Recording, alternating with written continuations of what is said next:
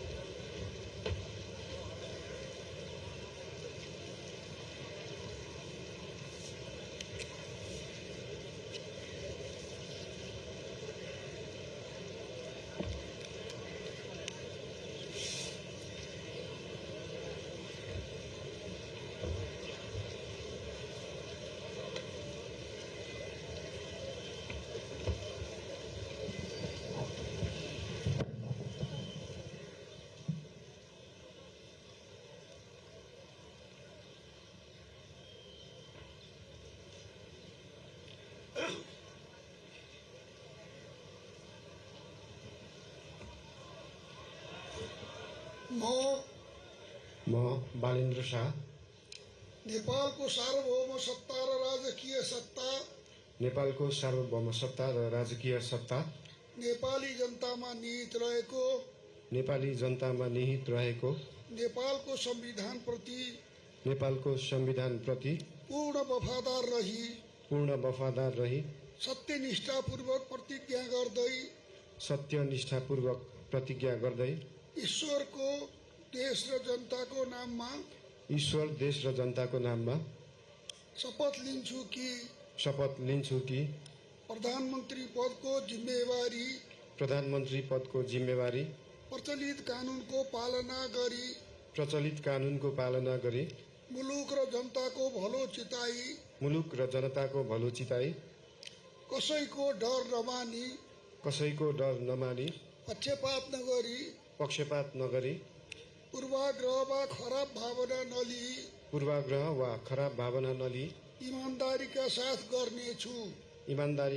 गर्नेछु र आफ्नो कर्तव्य पालनको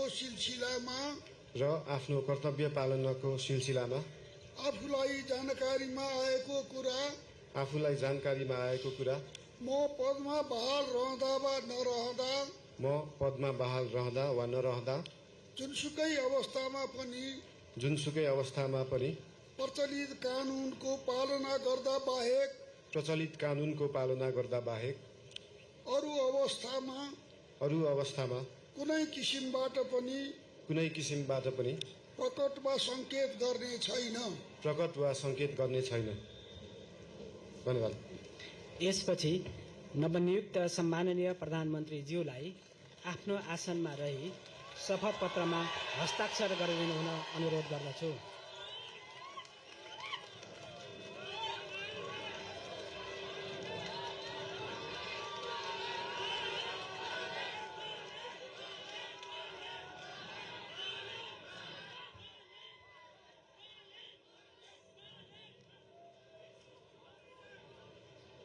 सम्माननीय प्रधानमन्त्री श्री बालेन्द्र शाहज्यूबाट प्रधानमन्त्री पदको पद तथा गोपनीयताको शपथ लिने काम सम्पन्न भएको छ।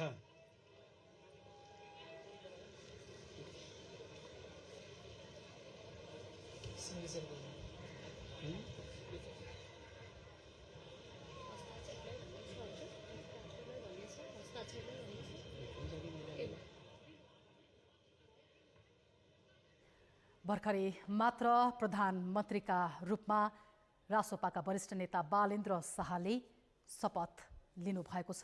उहाँलाई राष्ट्रपति रामचन्द्र पौडेलले संविधानको धारा 76(1) बमोजिम पद तथा गोपनीयताको शपथ गराउनु भएको छ। नेपालको सार्वभौम सत्ता र राजकीय सत्ता नेपाली जनतामा निहित रहेको र नेपालको संविधानप्रति पूर्ण प्रतिबद्धताका साथ निष्ठासहित प्रतिज्ञा गर्दै उहाँले ईश्वर देश र जनताको नाममा शपथ लिनुभएको हो। यति बेलाको यो दृश्य निकै महत्त्वपूर्ण छ, जहाँ नागरिक सरकारकी प्रधानमन्त्री सुशीला कार्की 6 महिनाको कार्य अवधि सकेर बाहिरदै हुनुहुन्छ र अबको सरकारको नेतृत्व प्रधानमन्त्री बालेन्द्र शाहको हातमा आएको छ। उहाँले यति बेला प्रधान न्यायाधीश उपराष्ट्रपति लगायतसँग पनि बधाई स्वीकार गर्दै हुनुहुन्छ। यो समय निश्चय नै निकै महत्त्वपूर्ण रहेको छ। प्रचलित कानुनको पालना गरी मुलुक र जनताको भलो हुने गरी पक्षपात नगरी पूर्वाग्रह बिना खराब भावना नराखी इमान्दारिताका साथ आफ्नो जिम्मेवारी पूरा गर्छु भन्दै